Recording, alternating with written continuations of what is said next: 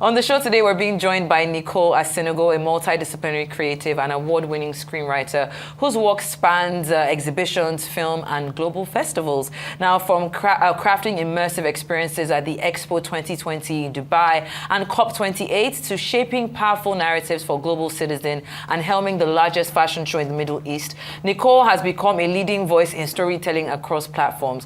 Now, she'll be sharing her journey, insight into the creative industry, and discussing her poignant directorial debut, God Knows Best, which recently previewed on the sidelines of Cannes. Let's have a look.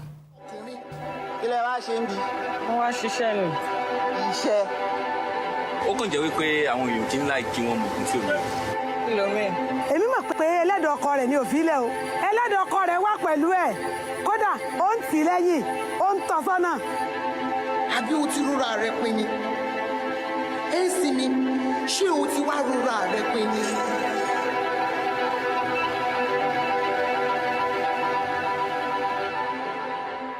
Welcome to the show, Nicole. I'm really excited about this because I have followed your work for a long time. First, I have to say congratulations on this short movie, God Knows Best, and that will be our starting point for this interview. Talk to me about this. I mean, you're known for writing good stories. So what was it about this story that you thought it was important to share with the world? First of all, thank you for having me. So happy to be here. I think with the story, it's, we all know somebody who's been through grief, who's experienced loss. But really what stood out to me, I heard about this woman who lost her husband and then started driving his bus. And I was just so taken by her story and taken by the fact that a female bus driver, what would her experience be like? And I think the foundation of a good story is just humanizing the story and actually following somebody's journey and looking at the day-to-day. And so that's where the story came from. All right. Okay, so it sounds like it's of course a real life story, real life situation from the way you described it. So what were the challenges you faced, putting this together? How deeper did you have to go? Especially as your first time being a Director as well, yeah. So what was that? So I actually didn't face any challenges. I wrote the script in a day, and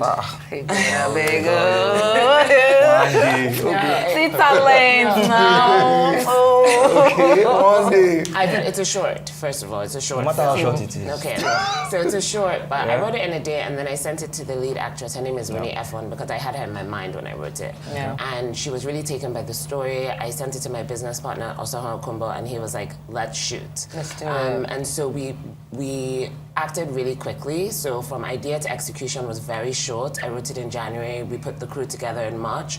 We shot in April. How long did you take?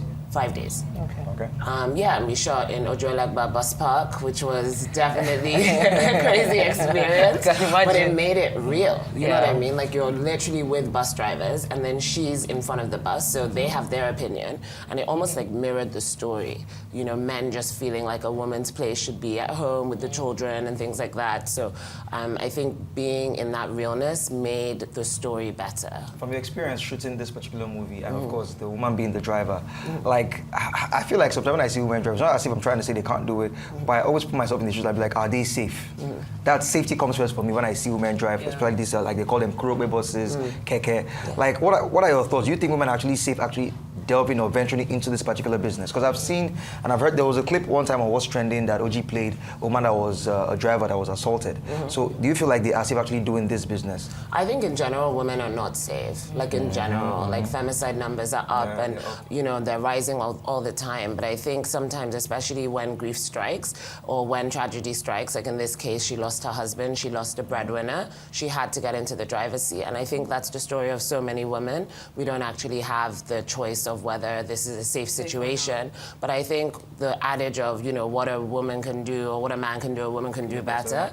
I think, we are better drivers. Yes, I agree. 100%. Women a better driver. Who said it? Where is it start? It's a Where propaganda. is it start? Being spread by men that women don't know how to drive. They say, So, now woman now. I don't agree. No. Of course you would. All right, but Nicole, I want to talk to you about write good stories, and especially because, like, for someone like me that does the good news anchor, we've kind of in the past spoke about how important it is to, of course, own the African narrative. But through your development lab, you're also nurturing African writers. Why is this work important to you, and what impact do you hope to make on the next generation of writers? Such a good question. So I started out, my first feature was Living in Bondage, Breaking Free. Yes. And it was my first time writing. I didn't really have any prior experience, and I just felt like I would have really benefited from a community. And after writing it, a lot of young writers reached out to me asking for mentorship, and I didn't feel like I was in a position to mentor them, you know? So It's like me? Me? From where? How can I help you, you know? So I just thought if we come together and create some kind of community, then at least like we can like share advice, share stories. But then I found that something else was missing, which was craft. And so, you know, writing is a skill, screenwriting is a science, you know, it's 90 minutes, 1 minute a page, 1 minute a page. So like you need to understand where to hit, you need to understand structure, you need to understand development, and that was something that was missing. And so we filled a very important gap in the industry, which is nurturing writing craft, getting the skills that we need to write good stories. Fantastic. How long do you train people? It depends. Do you want to Do you want to sign up? We'll talk after the show. All right, so you're on the side of Cannes recently, and so tell me, what was the experience like for you over there, and what did you learn, you know, speaking to people in your field that probably they do over there that we need to implement right here in Nigeria and our movie space? I was just so inspired by Cannes. So Funbi Ogunbanwo, Wale Davis, Akinola Davis of My Father's Shadow, they're friends of mine. So just being in that space and seeing them celebrated, that was just like proof that, you know, our stories can transcend globally.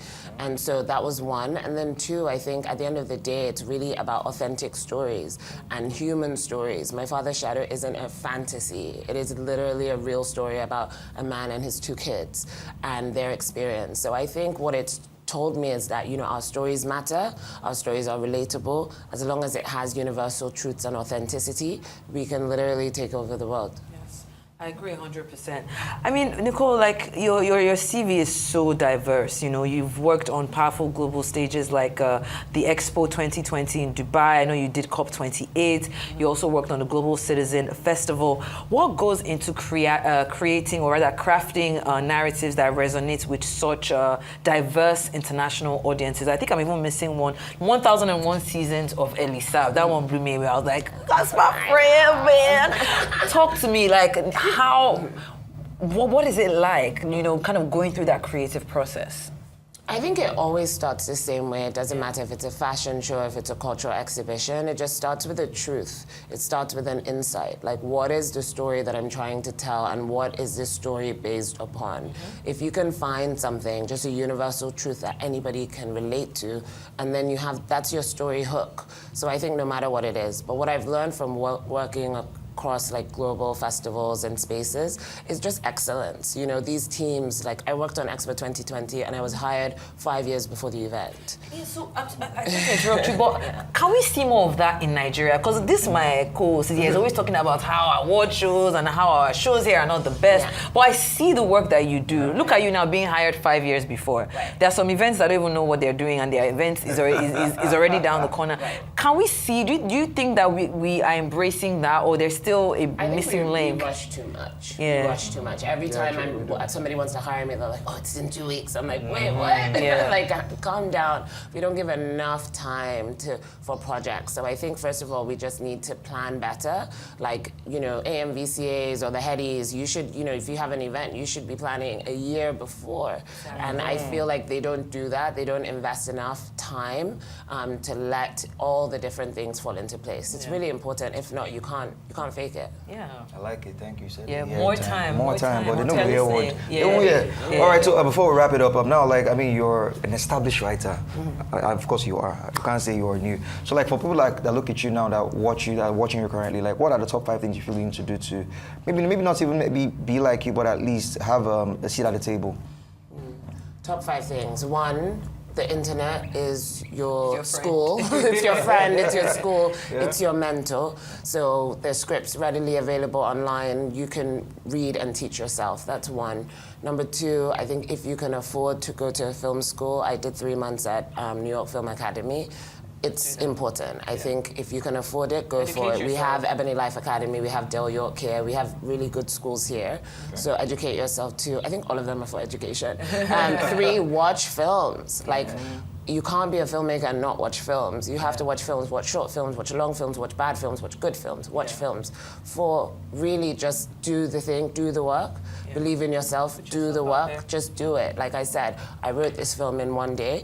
It's a flex, but also it's like, it's a flex, but it's also a thing like, don't waste too much time. Don't wait for it to be perfect. It's not about being perfect. Nothing is ever perfect.